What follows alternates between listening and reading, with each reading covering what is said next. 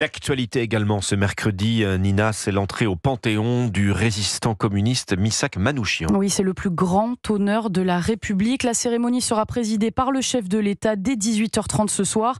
Missak Manouchian, fusillé, on le rappelle, le 21 février 1944 au Mont-Valérien. C'est là que s'est tenue hier soir une veillée qui a réuni plusieurs centaines de personnes. Arthur Delaborde, qui était Missak Manouchian ?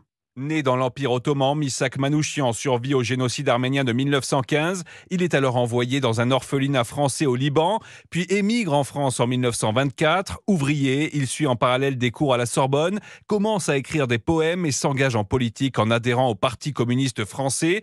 Pendant la Seconde Guerre mondiale, il prend la tête d'une organisation de résistance à Paris, les francs-tireurs et partisans main-d'œuvre immigrés. L'historien Denis Péchanski. Tous ces combattants se retrouvent ensemble dans la résistance, venant d'horizons très différents, et ça ne pose strictement aucun problème, parce qu'ils partagent la matrice des valeurs héritées de la Révolution française. Quelques heures avant d'être fusillé par les nazis, l'apatride Missak Manouchian avait écrit ces mots dans sa lettre à son épouse Mélinée. « Je suis sûr que le peuple français et tous les combattants de la liberté sauront honorer notre mémoire dignement. » Arthur Delaborde a noté que Marine Le Pen et Jordan Bardella seront présents lors de cette panthéonisation contre l'avis du président de la République et de certains descendants de résistants.